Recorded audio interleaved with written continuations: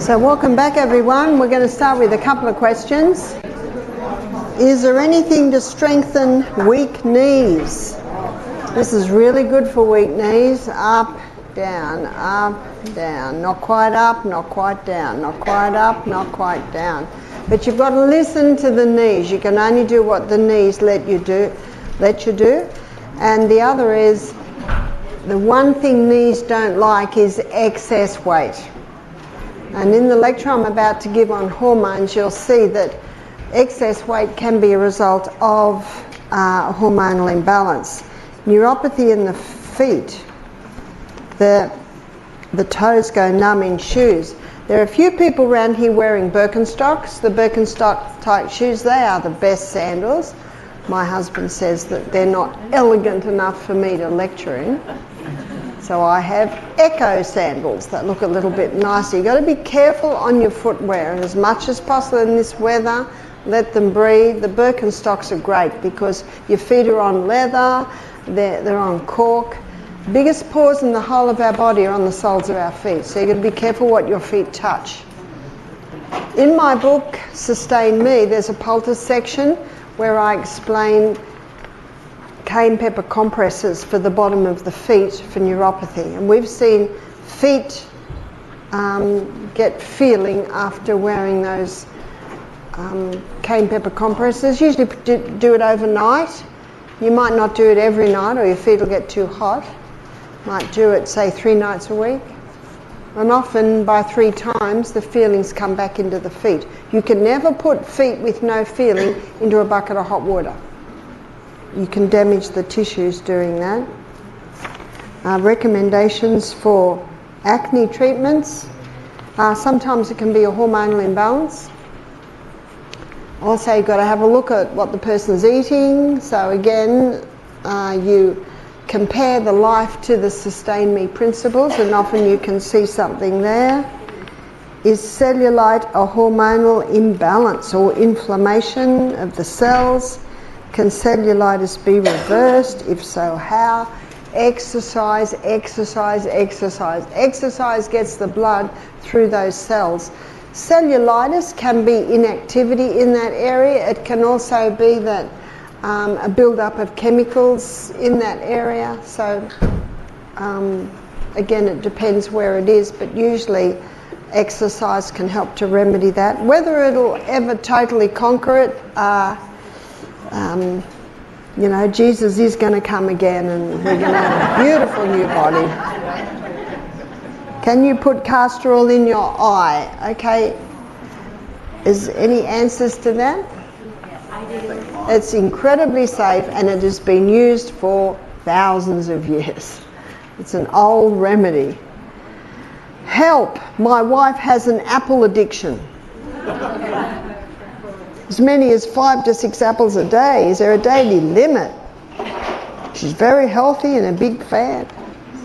What would you recommend? Well, the only thing I would not suggest is apples between meals. So try and keep it with the meals. So maybe a few apples in the morning, maybe a few apples in the evening, and have your veggies at lunch. I don't see that's a problem. So let's have a look at hormones. And I often find that this is the missing link when someone has a health problem, is imbalance in hormones. So let me show you what hormones are made from. Cholesterol. If someone's cholesterol levels are too low, ideally they hang around 200. Ideally they don't go under 200. But if a person's cholesterol gets down to 150, it's going to be very difficult for their body to make hormones, because from cholesterol, pregnenolone is made, and from pregnenolone, progesterone is made. We've talked about progesterone a couple of times in the last few days, and progesterone is often given the name mother because it's from progesterone that the male hormones, the son, testosterone, is made, and it's from progesterone that estrogen, this is the daughters, estrogen is made, and that's why progesterone is often called mother.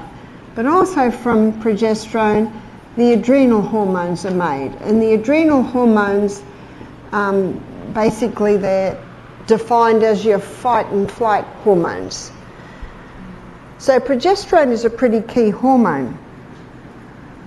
And I'm going to show you how these work together in the monthly cycle. But before we do, I'd like to just give you a quick list of some of the symptoms of a woman experiencing a hormonal imbalance. Very heavy periods, very painful periods, premenstrual tension, early periods. You know, normal is 16 to 18, but you hardly ever hear that today. We're getting young girls that are getting their periods at the age of 9.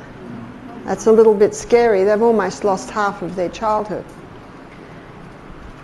Also, another more serious symptoms would be polycystic ovarian syndrome, cysts on the ovaries, polyps in the uterus, polyps in the birth canal, cervical problems, cervical abnormal cells in the cervix, endometriosis, fibroids in the uterus, cysts in the ovaries, calcified deposits in the breast, going more serious with breast cancer, uterine cancer, ovarian cancer, cervical cancer, all symptoms of a hormonal imbalance.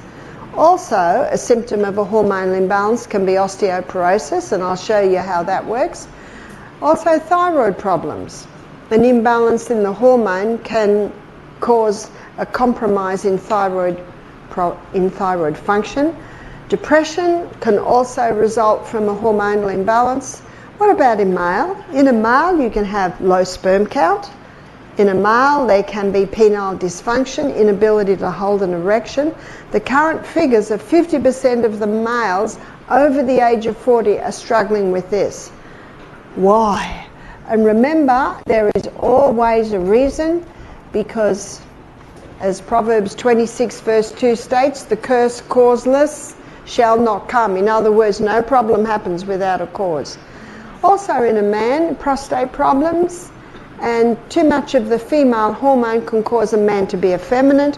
Too much of the male hormone can cause a woman to be masculine. These are some of the symptoms of a male having and a female having hormonal imbalance. So what I'd like to look at is why. Why is this happening? To understand why, we need to understand how these hormones work together. And so in the monthly cycle, it is averages 28-day cycle. So we're going to have a look at how the hormones play together in this 28-day cycle.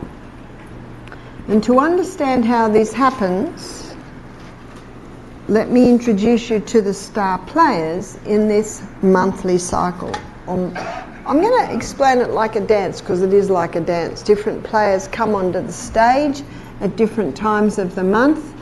And progesterone is going to be wearing a green outfit, and progesterone's nickname is happy hormone. And there's a saying in Australia that most women don't like: happy wife, happy life. But the fact is, when you got a happy mother in the home, it affects kids, husband, affects everything. And many women are sad because of this hormonal imbalance. Estrogen is the other hormone in the monthly dance, and estrogen's role is that of a cell proliferator. Cell proliferator means it causes massive cell growth. So it is estrogen that causes the young girl to develop into a beautiful, shapely woman. But if estrogen levels remain high, that beautiful, shapely woman can get out of shape. So I liken estrogen to fire and water. Good slave, bad master. It's important, but not in huge amounts. Day 1 of the monthly cycle is the day that a woman begins to menstruate. And day 1 of the monthly cycle, her progesterone levels are low. Day 1 of the monthly cycle, estrogen levels are low. But by day 7, estrogen levels are rising. So on that second week of the month, estrogen is the star player in the dance of the hormones. Let's go to the stage where this is played out. Here is the uterus, this is the cervix, this is the birth canal, these are the fallopian tubes, and also the ovaries sit about here, and the ovaries are connected to the uterus by a ligament. So at this time of the month, with the rise in estrogen as a cell proliferator, estrogen is causing massive cell growth in the lining of the uterus, causing the blood nest once again to develop, because remember, the first day of the week the blood nest came away. Estrogen as a cell proliferator is also causing eggs to fully develop in the ovaries. Estrogen also causes a form of lubricant to be released in the birth canal. Now by day 14, maybe 15 in some women, a fully developed egg bursts forth from the ovaries, and the little filaments on the end of the eustachian tubes pick up fallopian tubes. Eustachian tubes are up here. Tubes. So the fallopian tubes pick up that egg, and little by little are causing it to move up, up, up. Now the hole where the egg bursts forth develops a blister, and that blister is called the corpus luteum. As you will see, this is a very important blister, and I've written it in green because this is the main site of progesterone production in a woman's body.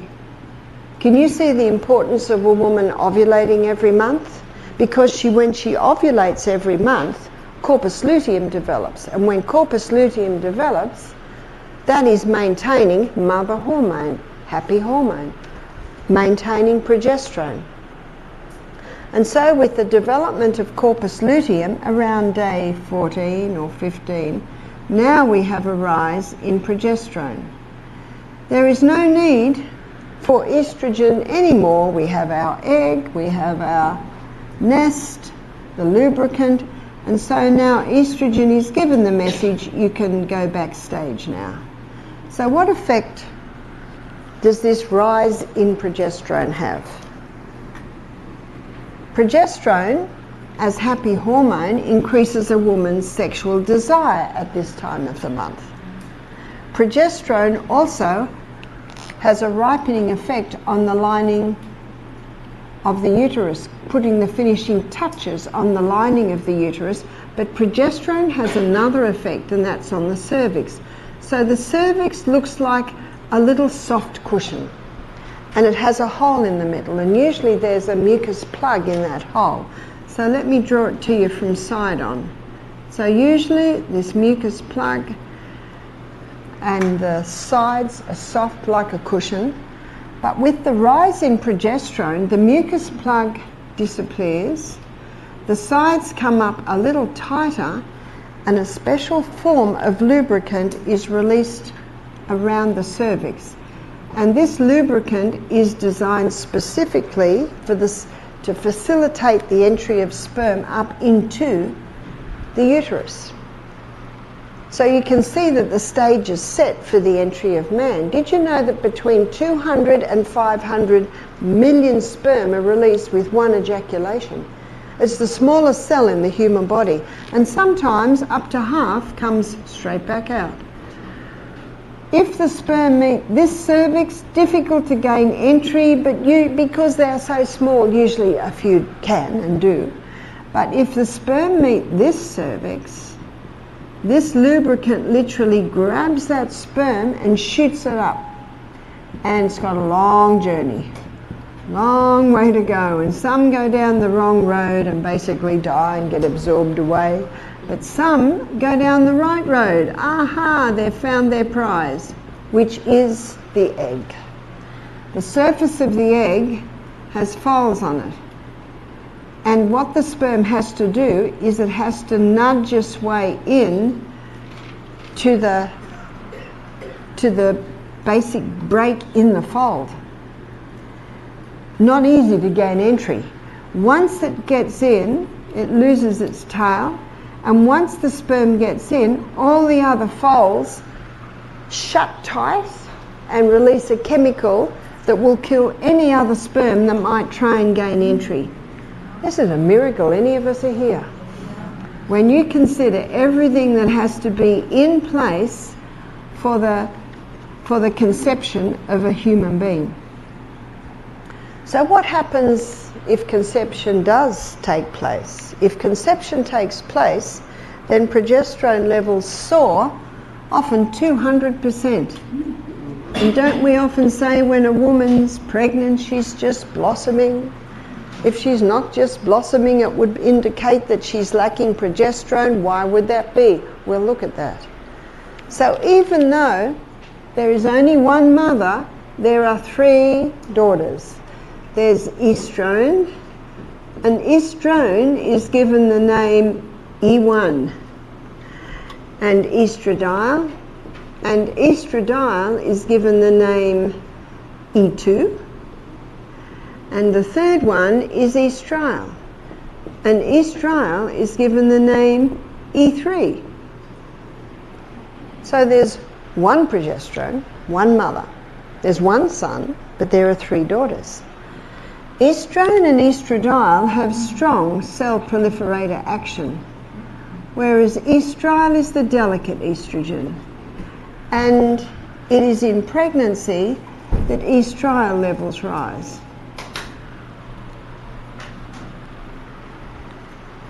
This is important, as you will see. What happens if there's no conception? If there's no conception, then by day 26, progesterone levels drop. And by day 26, estrogen levels drop. And when both of these levels have dropped right down, the blood supply to the uterus is cut. And when the blood supply to the uterus is cut, the blood nest comes away, and we are once again at day 1 of the monthly cycle. That's what it should look like. Unfortunately, it doesn't look like that in many cases, and we're going to have a look at why. But before we go there, I'd like to comment on sperm for a moment. Sperm is an alien to a woman's body, and every time a woman's husband's sperm enters her, her immune system rises to attack. And because it's an alien. But when sperm goes through the prostate gland of a man, it takes on an immune suppressant property. So when woman's immune system rises to attack, the immune suppressant property of sperm knocks back her immune system, and sperm survives.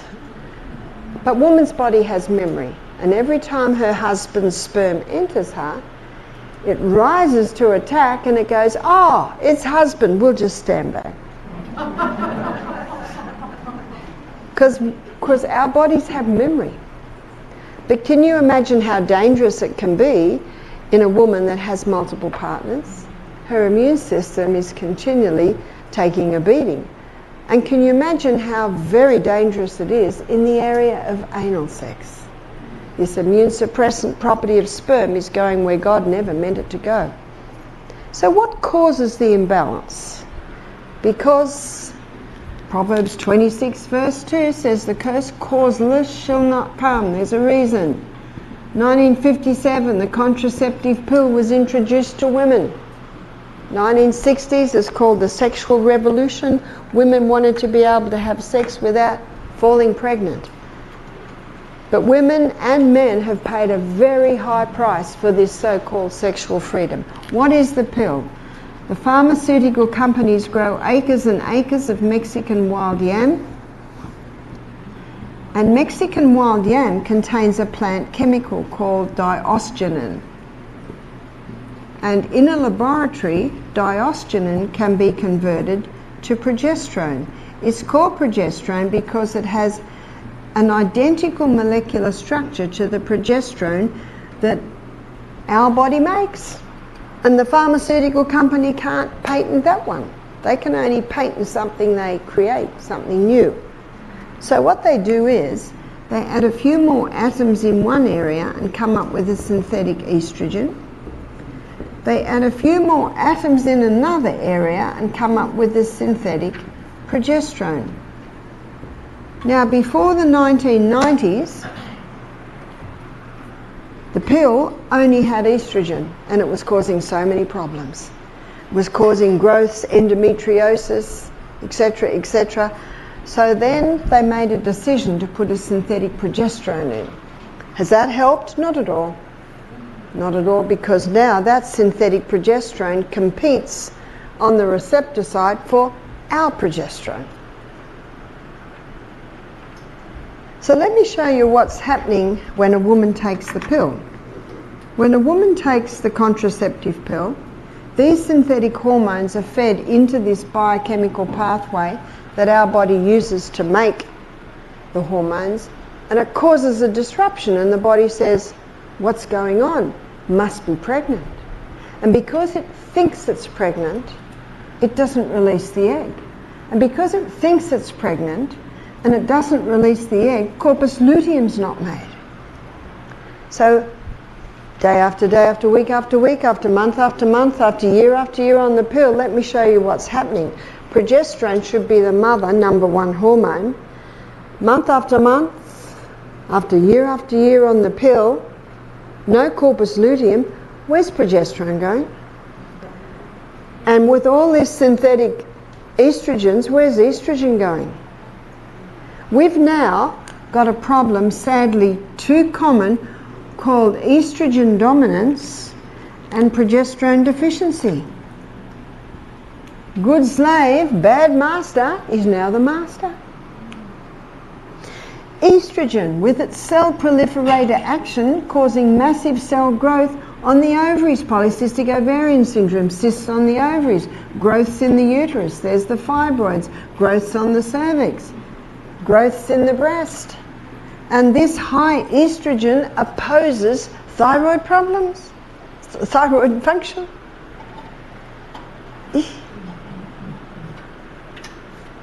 And let me show you something else. Progesterone boosts, bone building cells. They're called osteoblast. Osteo meaning bone, blast means new bone. Estrogen, it stimulates osteoclast. Osteo meaning bone, clast referring to taking the old bone away. Now, when we have progesterone and estrogen in its correct balance, estrogen takes the old bone away, progesterone replaces it with new bone. But when a situation like this happens, estrogen dominance, progesterone deficiency, too much bones taken away, and there's not enough progesterone to boost the osteoblast, osteoporosis. So you can have a lady in her 50s, because she was on the pill in her 20s, she's got this hormonal imbalance, growths in the breast, take the breasts off, growths in the uterus, take the uterus out, growths in the ovaries, take the ovaries out. But the cause has never been addressed, so where is it going to affect now? The thyroid, the bones. And remember, bones are not made of calcium. What are they made of? Minerals. Please, never go on Fosamax. Never go on Fosamax. Fosamax is the drug they will give you if you have osteoporosis. Your jaw will start breaking, so beware of Fosamax. Why do people go on it? Through fear. It does not help osteoporosis. Got that? Google the side effects of Fosamax, and you will not let that go into your body. In my book Sustain Me, I have a whole chapter on osteoporosis where I explain this in detail and pull it all together. Is an IUD the same? Yes, yes, yes. Marina, same. Patches, same. You can't interfere with body system and there not be a result. Newton's third law of motion states to every action there's an equal and an opposite reaction. And so the woman's on the pill for 5 years before she has her babies. She's not told that she will give a gene pool to her babies that has an imbalance in hormones. This is explaining the young man, 25 and no sperm count. Was his mother on the pill? She didn't know. This is the young women who are dying of breast cancer in their 30s. Not just the women who are on the pill, but their offspring, male and female, affected. So the woman's going through menopause. Let's have a look at her symptoms. She's got hot flushes. Estrogen causes capillary dilation. That means blood rushes to the skin. And the husband knows because halfway through the night all the blankets get thrown off. And then after 10 minutes they'll get pulled on again. The hot flushes. One lady said, I'm a CEO of a big company. She said, I'm in the middle of chairing a meeting and I get a hot flush. And the perspiration's dripping, and she says, it's very embarrassing. So I went to the doctor and he put her on hormone replacement therapy. She's very happy because the flushes stopped. Why did the flushes stop? The body, see, this is more synthetic hormones. The body thinks it's pregnant. So instead of putting all the energy to the skin, it starts to put it into the internal organs. And 6 years later, she's got a lump. She goes to the doctor. She's got breast cancer. The doctor takes her off HRT immediately. Why? He knows. So if you say to the doctor, why do you put the woman on HRT if you know it can cause breast cancer? This is his response. He says, well, not every woman will get breast cancer. That's true. And she was suffering and it brought her relief. That's true. But I don't know about you, but I'm not interested in playing Russian roulette with my life, with my health. And if you say to the woman, what would you prefer, the breast cancer or the hot flushes? What's the response? I'll just dive in that creek several times a day. But what I'm going to show you today is how you can work with the body and get those hot flushes down naturally. Let's have another look at this menopausal woman. She's got weight gain and she cannot lose weight. Almost impossible to lose weight if estrogen's up here because it's a cell proliferator. It's causing massive cell growth. The woman is depressed. Why is she depressed? Because her happy hormones way down there. This is the cause of premenstrual tension. This is the cause of postnatal depression. The cause isn't lack of antidepressants.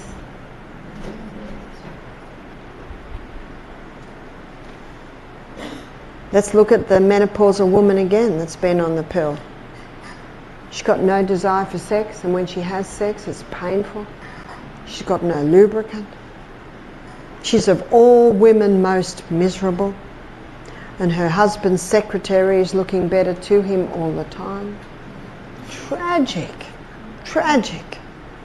She goes to the doctor puts her on HRT, it stops the flushes but doesn't fix anything else. And then he offers her antidepressants. Well, that, you know, how many antidepressants cause weight gain, and some antidepressants, their side effect is suicide. Yeah. So many are sick through ignorance. We go to the person we've been taught to go to from a young age. And we put too much trust. Put not your trust in princes.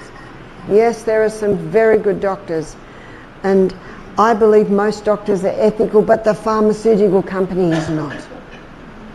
And oh, if only doctors would question them more.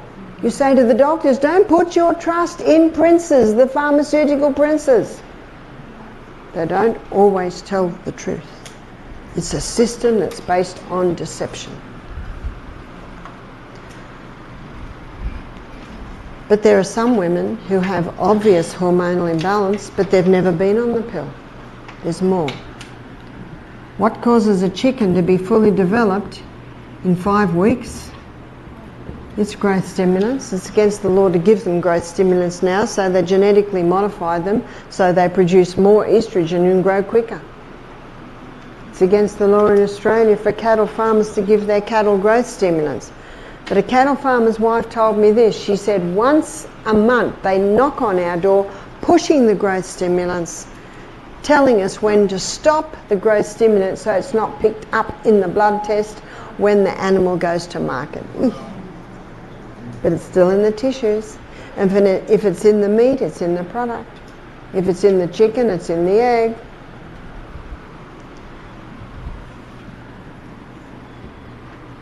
When I was a young girl in the 50s, 60s, we only ever had chicken on Christmas Day. But in 1969, when I was 15, Kentucky Fried Chicken came to town. So what's that, 1969? Wasn't it in the early 70s that people started to eat chicken and people were told the white meat is better than the red? Remember you heard that? Do you know it's one of the worst? Because it's so contaminated. What about fish?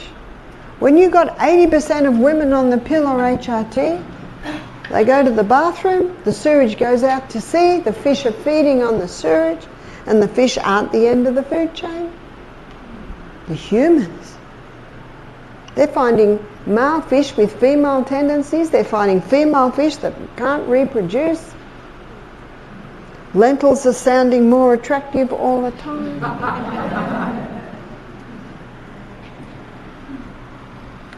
I've known people who've never been on the pill. They're vegetarians. There's more. The nap. Yeah. So what happened in 2022, Heathrow Airport lost my bags for 5 weeks. God had a plan. I ended up going to Ireland, and that's where the work in Ireland really opened. That's why the Bible says in everything give thanks. Because God has a plan. So I had to buy some clothes. And I didn't want to buy many clothes because I've got clothes. So I had to go some underwear. And I went through the big department store, and I would like to say about 10% of the bras were made out of cotton. So most bras are made out of polyester, nylon or acrylic. But with every woman said, no. I want a cotton bra or a modal bra, cellulose spun from the birch tree, or bamboo, then there'd be a change. So please read your labels. I was in London. I spent a lot of time looking at the museums, waiting for the airport to find my bags. I love history, so I was walking all around, and I went into Harrods. I think you know Harrods of London, big shop. Well, I found 2 bras in there that are made out of modal. I think the brand's Sweaty Betty. You really have to search. But we the consumer have power. Once women start becoming aware of the dangers of these clothes, especially the ones that are touching your skin. I have a dress I love. It's black with white spots. It's really floaty dress. It's polyester. Do you know what I do? I wear a silk petticoat next to my skin. And I don't wear it very much. So please be mindful, especially ladies, of what you're sleeping in, your sheets, your nightwear, your underwear, especially what you're wearing when you're exercising. Because when you exercise, you warm up, the fabric warms up, your pores open, and you start to absorb any chemicals that are in there. That brings me to one more thing with chemicals, and that is what you're washing your clothes in. We had a man come and do our program. He had a big red beard, orange, red, curly hair. He says, I wash everything in sodium bicarbonate. I wash my hair in sodium bicarbonate, my beard, my clothes, everything in sodium bicarbonate. And my daughter, she recently had her front loader washing machine fixed. The mechanic came, and when he finished, he said, these washing machines are so efficient, you could wash in water. They're rinsed and squeezed and rinsed and squeezed. Now, if you've got a man working under a car and it's a hot day, I think we need a bit of soap there. But you don't need much. And those biodegradable washing detergents are expensive, but do you know that you probably will effectively clean your clothes if you use a quarter or a third of what they say? You don't need much. And in the old days, when the women would take their clothes down to the creek and beat the clothes against the rock and scrub and beat, there was no soap. They just used water, but they squeezed and rinsed and squeezed and rinsed. That's getting the body fluids out. So be careful of your exposure to chemicals in the food, in the personal care products, in what you're washing your clothes with, because they all have an effect very similar to estrogen. Plastics,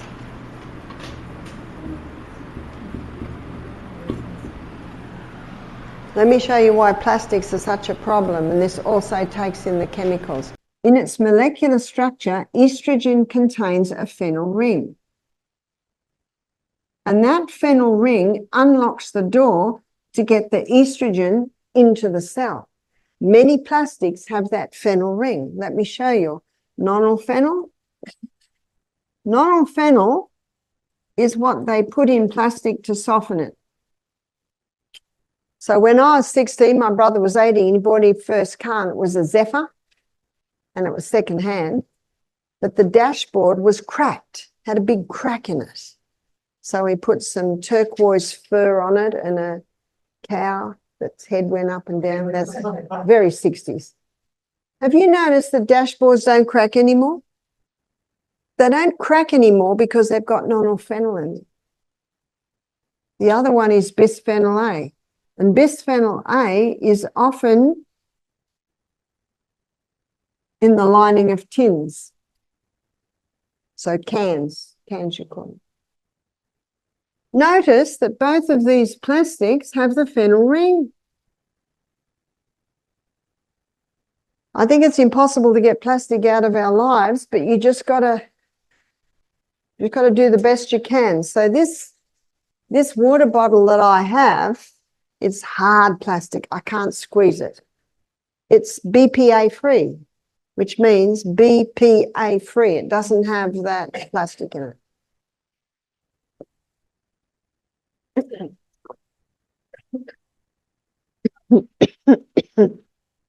Drank too fast.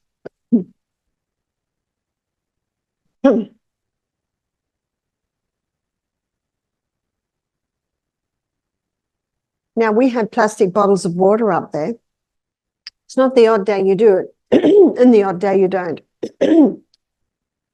Sorry, I drank too fast and a bit went down in my trachea.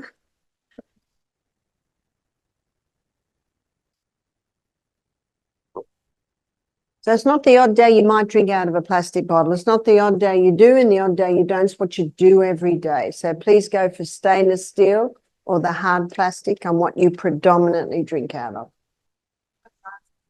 Glass is great, just that it breaks. And it's heavy, but glass is great.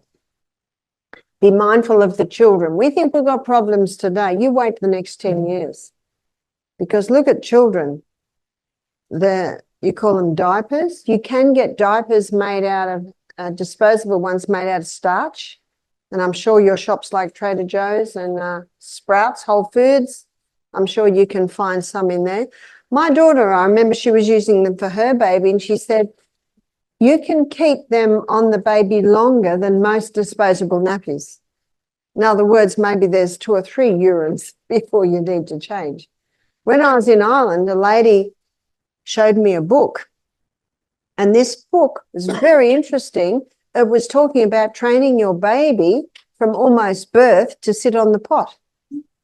And you can get your baby into the habit of, you know, maybe after every meal sitting it on. And I was talking to some mothers and they say, we hardly use a diaper now.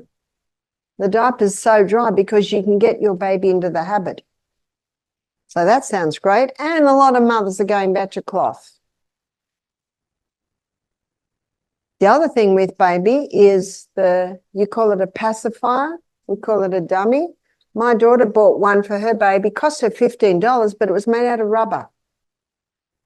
So be mindful of BPA-free or rubber dummies that they suck on, and also bottle. You can get stainless steel bottles, you can get BPA-free bottles, you can get rubber teats, and toys. Babies suck on everything.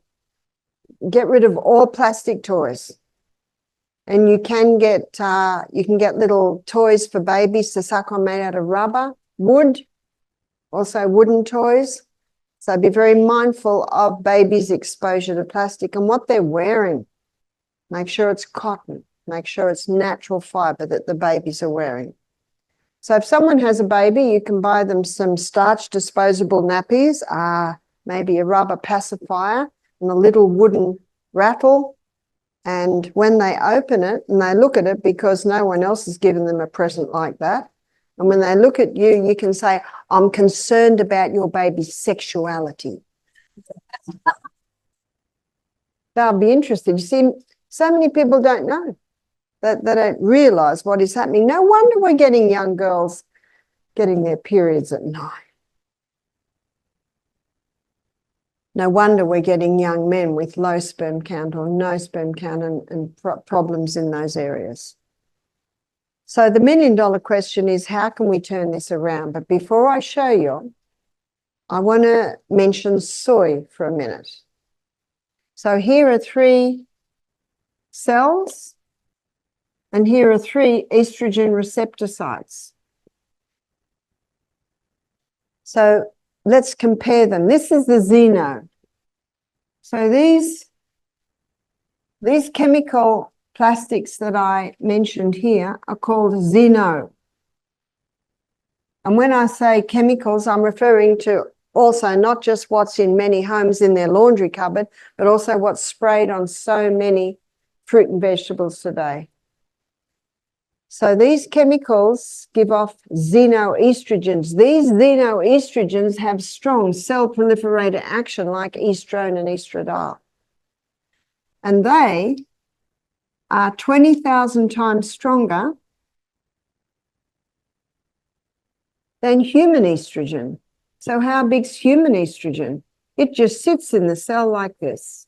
But it is 20,000 times stronger than plant. So how big's the plant? It's just a tiny little thing that just slips into the lining like that.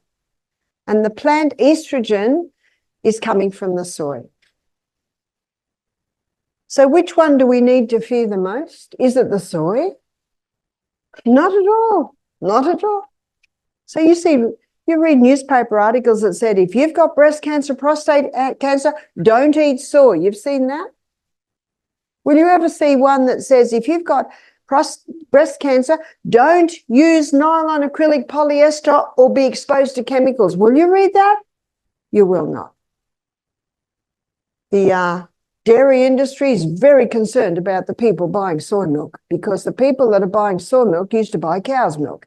So can you see they're going to let this message come out? But this is the soybean grown in America today. It's called Roundup Ready, because it's been genetically modified to resist Roundup. And I was talking to a farmer a few years ago in America, and he said 5 times before harvest, the whole field is sprayed. 5 doses of Roundup in that soybean. That is a dangerous soybean. Number 1, because it's been genetically modified.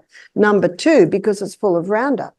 And Roundup or glyphosate, that directly affects the hormones of the plant, of the human. It's dangerous stuff.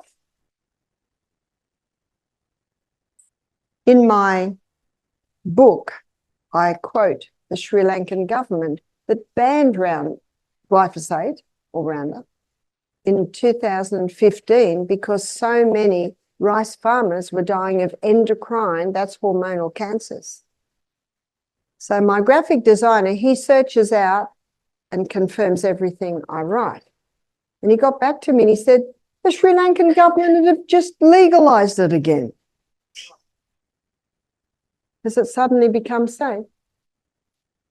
No, it hasn't become safe at all. Maybe they were offered a nice package, but it is certainly not safe. And the farmer said to me, when you see the fields sprayed, all the weeds die and the soybean keeps growing. That's a bit scary, isn't it? It's a pity to throw the soybean out. It's like throwing out the baby with the bathwater, because the soybean is a remarkable food. It's one of the highest in anti-cancer properties. And I think the cooks have shown us how to make it taste nice. It's a tasteless sponge. If it doesn't taste nice, it's because you haven't put enough flavour in it. What I do when I do scrambled tofu, I put grated ginger, grated garlic, fresh herbs, turmeric, olive oil, salt. Beautiful. I don't use any nutritional yeast. I don't use any of these flavour enhancers. I just use herbs, and I use a lot. In fact, I was staying in a home in Holland and I did the cooking. I love cooking, but it means I can eat well. And all the family was very happy. And I used in 1 week all their French herbs that would usually last them 6 months. Most people go too light on the herbs. That's what gives you the flavour. And those are French herbs. They're very similar to our Italian herbs, which has thyme and marjoram and basil and oregano. They're 4 of my favourite herbs, culinary herbs. Makes the food taste very nice. What's even better is if you can grow them and put them fresh into your dish just before you serve them. So how can we turn this around? Number 1, eliminate. If you don't turn the tap off, you're still going to be mopping up in the other corner. Eliminate the pill and HRT. So how are we going to stop having babies popping up everywhere?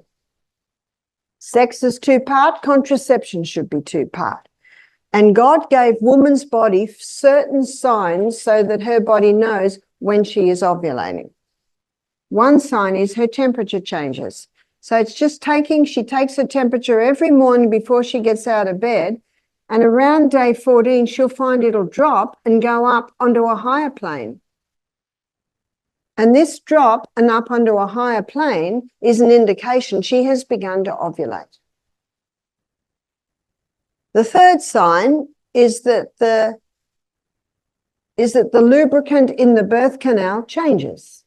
So when estrogen's high, it's more thick and white, but when progesterone's high, it's clear and stringy and profuse. So it's a matter of a lady testing it every day and charting it. The third sign is that her cervix changes.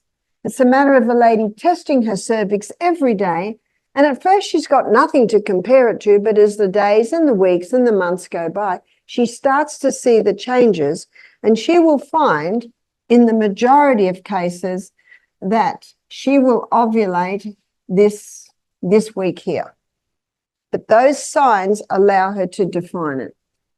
In my book, Sustain Me, the graphic designer has arranged, it's got something there that you can photograph that and click it, and you can get a chart.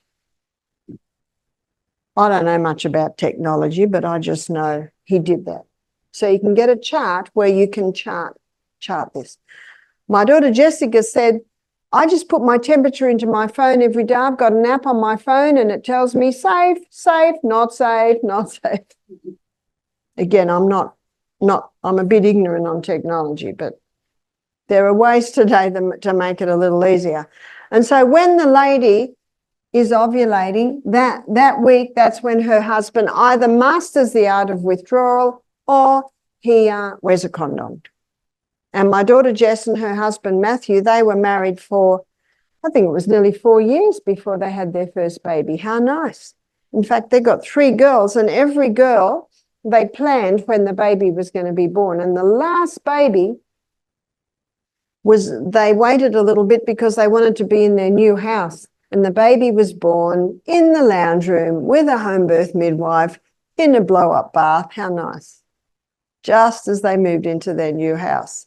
So it's nice being able to plan and organise when that is happening. Eliminate the pill, eliminate HRT. This list will allow a woman to stop HRT. Eliminate meat and its products. If you like meat and its products, must be organic. It's certainly not safe today to eat anything other than organic. Get the chemicals out of the homes. One lady said, Barbara, I'm going to have to throw all my clothes out. I said, well, go to the second-hand shop and get some nice things there, but take your magnifying glass and read the labels. Read the labels.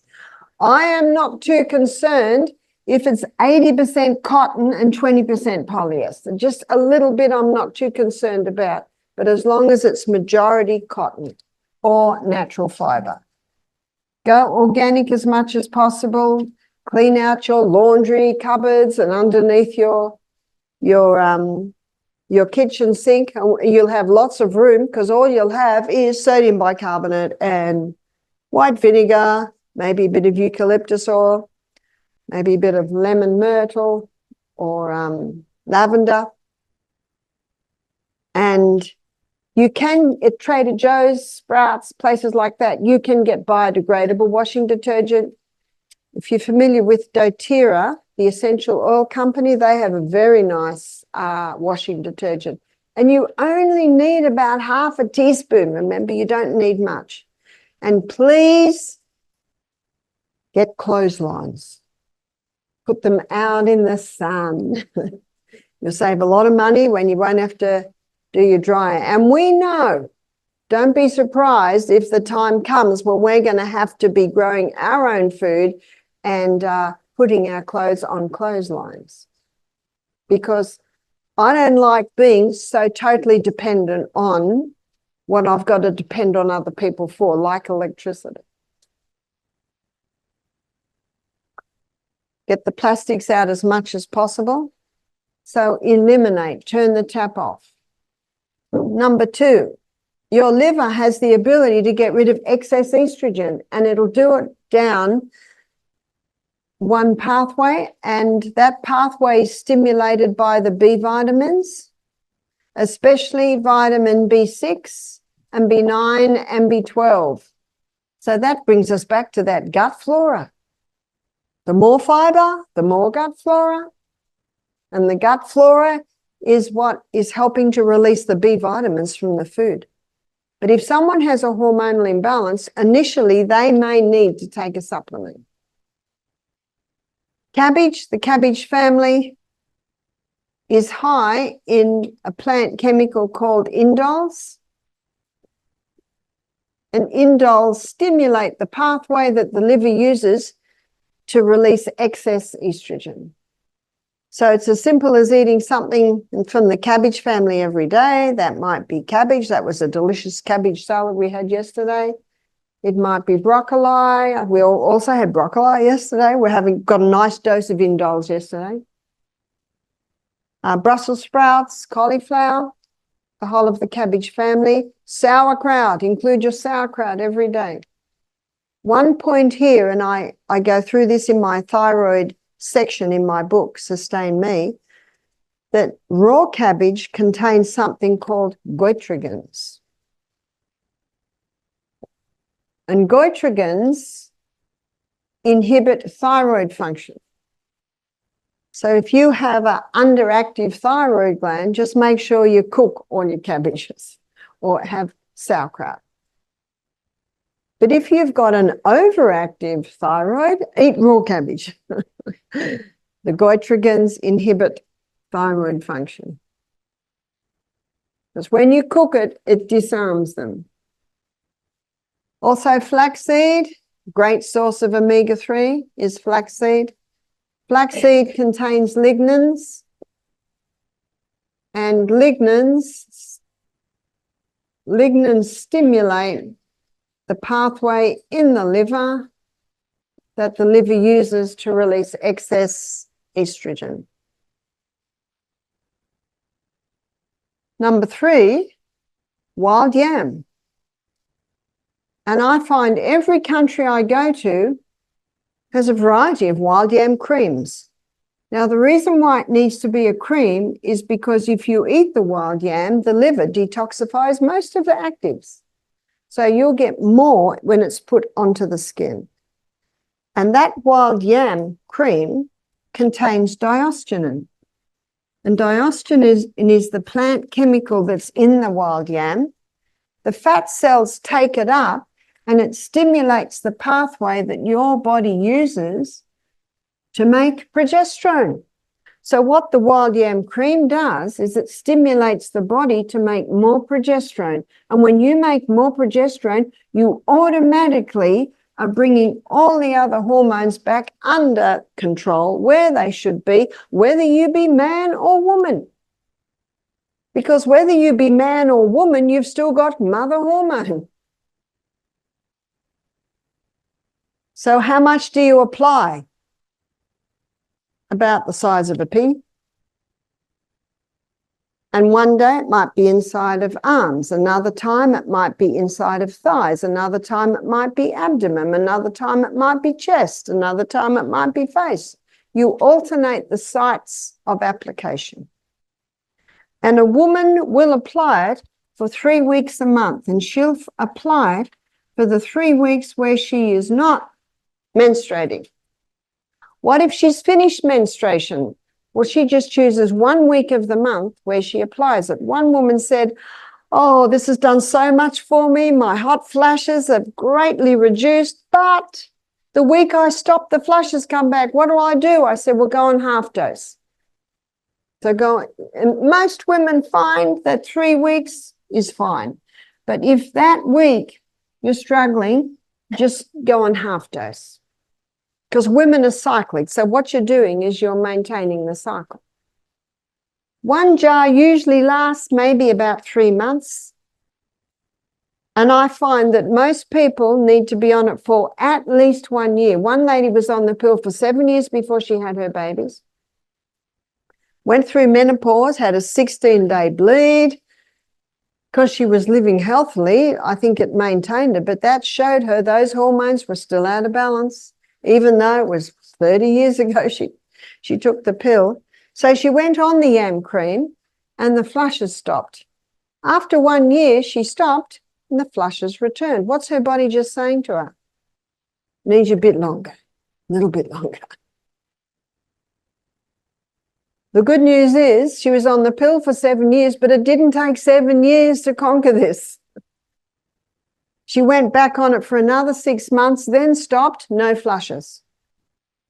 And she told me that that was about 10 years ago and she's fine. So can you see you're listening? You're listening. In about 2% of cases, I've seen an allergy. What do you do if there's an allergy? A rash appears. Stop, wait a month and just apply it to the soles of the feet. One lady said she did that, and after 3 months, she found she could then have it in other parts of her body. What happens if you go on this cream and yet your progesterone levels are good? Well, can you have too much happy hormone? There is no known toxic dose of progesterone, but there certainly is a toxic dose of estrogen. So if a woman has osteoporosis, she should be on the yam cream. Remember, it'll boost progesterone, which will boost osteoblast cells. Blast is new bone. One lady said, "I've been on it for 7 years. Is that a problem?" I said, "No." She said, "I just feel so good on it." I have seen many able to ease off their antidepressants by changing the lifestyle. This is where the Sustain Me principles come in. Sustain Me I found a verse in the Bible for it, Psalm 55, verse 22. Cast your burden upon the Lord and he shall sustain thee. He will never suffer the righteous to be moved. Nice. So the sustain me principles. Remember, they're the true remedies. You've got to do that foundation. One lady said to me, Barbara, I've had change in my life after being to the retreat. The hot flush has stopped. But she said after 3 months they returned. I said, what are you doing? I began to investigate. She said, well, I'm only having 1 cup of coffee a day. That was enough to disrupt it. In his book, Sugar Blues, William Dufty shows that sugar is a big disruptor. Sugar stimulates estrogen as a cell proliferator. The Australian Health Department have stated that estrogen is a known human carcinogen. Did you get that? Because of its cell proliferator action, it increases cancer growth. So everyone who has breast cancer or ever had it, they must go on this yam cream. Even if the breasts are taken and the ovaries are taken and the uterus is taken, the cause never was addressed, which is balance back the hormones. What if a woman is on bioidentical hormones? What are bioidentical? That's progesterone cream. You can buy progesterone cream here in America. You can't in Australia. Progesterone cream, when you apply that, it's putting progesterone into your body. And initially, if a woman's just found out she's got breast cancer, she's having hot flashes every half hour, that progesterone can immediately give some relief. But eventually the body goes, this is good. We don't have to make progesterone anymore. It keeps getting put in. So if a woman is in that situation, I suggest going on the progesterone cream for maybe the first few months. Change the lifestyle, because that'll have a big effect. And tomorrow we'll look at the things you can do to help conquer cancer, and then go over to the yam cream. What about women who are trying to get pregnant? We used to have a cream in Australia called Anna's Wild Yam Cream. But unfortunately, it's almost impossible to get it now. So that's why I encourage people to go for some local creams. There's some very nice local American creams now. There are many babies called Anna. Because so many couples were able to fall pregnant once they balanced the hormones. So there really is nothing special about Anna's. I found many in America, very similar ingredients, and people are getting results. I was in Ireland last week. Sorry, not last week. 3 weeks ago. And a lady came to me, and she's 33, and she said, Barbara, I've been getting migraines every day. So I began to investigate. How long have you had them? 2 years. What happened 2 years ago? I started getting them after the birth of my child. So what did that tell me? See, it's not rocket science, is it? What did that tell me? There's a hormone factor. I said, I think it's the hormone.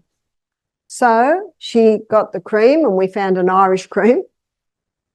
And she told me the next day, she went home and the migraine started. So she put the yam cream on, and in 20 minutes, it had gone. The next day she woke up and she felt a migraine coming, and she put the cream on and it stopped. I was in another place in Ireland, and it was 2 weeks later, because I was in Ireland for 3 weeks. I think it was about the first week this happened. So she traveled 3 hours to where I was lecturing this other time, and she came up and she said, I just had to come here and tell you it's been 2 weeks and I've had no migraines. Gee. That's exciting. It doesn't mean every migraine is due to this, but it's worth trying, because remember, you're the doctor and there's no one like you. But many women, when I asked them about their migraines, they started when they went through puberty. What does that tell you? What I'm teaching you is that you can be your own doctor. It's not rocket science. In fact, if you have no medical qualifications, you are at an advantage. Got that? You're at an advantage because you haven't been swayed. We actually have been because of the way we were trained as children. But the good news is, and you'll discover that this afternoon, that we can rewire our brain. We can rewire our brain right up until the day we die. I've seen ladies conquer their thyroid by implementing the Sustain Me principles, applying the cream, getting that estrogen down, and the thyroid starts to work. I've seen many conquer depression by implementing the Sustain Me, going on the yam cream, which boosts happy hormones. Isn't that good news? For men. So what do you do for men? Because remember, we've all got the same mother. So why would men apply the cream? They would apply the cream for low sperm count. They would apply the cream for penile dysfunction. One man said to me, I don't know how else to say this to you, Barbara, but this cream puts lead in my pencil. He said, I'm not quite what I was when I was 20, but I'm better than I was.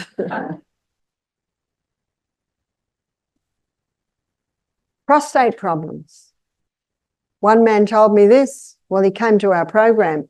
He was getting a hormonal injection every 3 months to try and balance out his testosterone levels.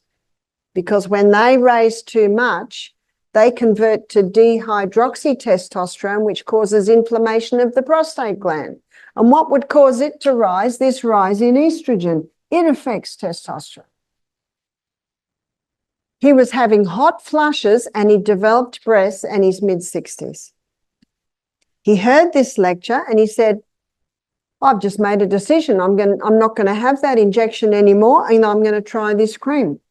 Now, with men, they are not cyclic like women, so they apply it every day. They don't have the break, just every morning and every evening. He also made a decision to stop coffee. He made a decision to stop his nightly red wine. He made a decision to go on a plant-based diet, so the Sustain Me principles were implemented. His wife emailed me 10 months later. He said, blushes have gone, the breasts have gone down. We just had a test and his testosterone levels are the best they've been for years. Wow. How simple. How simple. And he is very happy. So this is a very important part of prostate cancer, as we'll see tomorrow, of breast cancer, of uterine cancer, any cancer in any of the reproductive areas. This is vital because remember that high estrogen, as a cell proliferator, it's a human carcinogen. That means it can cause cancer. How long is it applied for? At least 1 year. Stop after a year and your body will tell you. You might need to go on it a bit longer, or your body might say, thanks. So simple. So simple it's almost bypassed. Even though we're over time, I want to just touch on one more thing for the last few minutes. Let's go to the menopausal woman. The menopausal woman, if she changes this, she will find that her mood will boost. She won't need to go on antidepressants. She will also find that her desire to be with her husband will increase. She will also find, especially when she goes on the the low carbohydrate diet and eliminates that large evening meal and starts to exercise, she'll start to lose weight. What about when she's intimate with her husband? What about the pain? What about the lack of lubricant? There's something that's becoming popular, and I'm going to put it up here so that you can see it. This is number 5. And this is the yoni stones. What are yoni stones? Yoni stones were developed in the Chinese dynasty. Apparently the empress used it and the concubines so that they would be sexually toned for the emperor. But they're becoming popular now because they are helping so many women for many reasons, and I'll tell you why. But let me first of all draw the stones. So they look like an egg, and they're usually made out of nephrite jade. So that would be the largest egg, and this would be the middle-sized egg, and then this would be the smallest egg. Something like that. Maybe that's a touch bigger, and maybe that's just a touch bigger. And so there are two holes at the bottom where dental floss can be put in for easy extraction. The largest stone is inserted until it touches the cervix. One lady said, what if I push it on too far? I said, there's a gate there, won't go any further. And a lady will begin by wearing it 1 hour a day. What this does, because it's a marble stone and got a little bit of weight, her pelvic girdle from the inside is working to hold it. And because it's working to hold it, more blood goes to the area.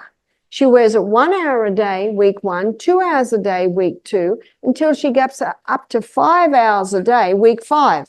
And then she wears it for 5 hours a day for 6 months. By then, her pelvic girdle is strong, and she can go over to the middle-sized stone. And then she might wear that 5 hours a day. And by then her pelvic girdle is nice and strong and she can go over to the smaller one. One lady in her 50s, she said when she'd finished with the larger one, her 35-year-old daughter said, Mum, can I have the larger one now? Because she'd had a little bit of problems after the birth of her last child, and it's just muscle tone. So my daughter Jessica, when she gave birth to her last baby in their house, the midwife in her 50s said, I had a prolapse. What's a prolapse? A prolapse is where the uterus falls way down like this. She went to the doctor and the doctor said that he could sew it up with mesh. Now, if you Google stories about mesh, there are some pretty scary stories about what the mesh has done. So she wasn't interested in that. So she Googled prolapses. There's a section in my book on prolapses. And she discovered the yoni stones. So she ordered the yoni stones. She started wearing the yoni stones. She went back to the doctor 3 months later. He said, I can't understand what's happening with you, but you have no more prolapse. You see, we're constantly being drawn down to gravity, and to defy gravity with muscle strength strengthens your muscles. And so it's helping women with prolapses. But the man that said to me how this had helped him with his wife said to me, and they were in their mid-50s, she said, it's also helped me. She said, one of the problems when we were intimate, it was so painful. She said, I'm wearing the yoni stones. She said, it is no more painful when I'm into it with my husband. See, what happens is, holding the stone, the muscles are working internally, it's the pelvic girdle. And so the blood is increased to the area, and the blood feeds the glands, which make more lubricant. The blood feeds the cells that line the birth canal, so they're no longer ultra-sensitive. So this couple said, we're a little bit embarrassed to tell you this, but we just want to thank you. You've revived our intimate life. And I've had many a lady relate that story to me. It's just a stone, but as our pelvic girdle muscles hold it, it strengthens them. One 75-year-old lady said, I got the yoni stones, I put the largest one in and it fell straight out. So that tells me she has no muscle tone at all. So she could wear it at night and that will get her muscles used to it. And she could rebound, because when you rebound, When you're on the rebounder, that strengthens muscles. And getting into the habit of squatting. Squatting stretches and so strengthens the pelvic girdle. It's all about muscle tone. And do Pilates, strengthen these abs. Do your push-ups every day, because those abs are all part of your pelvic girdle. Because your pelvic girdle starts at the belly button, goes through the legs to the coccyx bone, so that whole muscle area. And muscle knows no age. You know what that means? Whether you're 9 or 90, you can have strong muscles. And so ends our discussion on the hormones.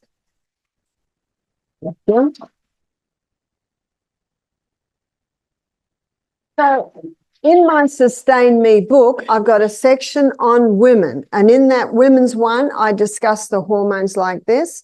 I also have a section called Beautiful Breasts, on how to look after the breasts. I've got a section on the cervix. It's called Certain Help for Cervixes. And I've also got a section on prolapses. And you have my permission to take photos of any bit of information and send it to your friends. So we'll meet back at 2:30. Lunch is at 1.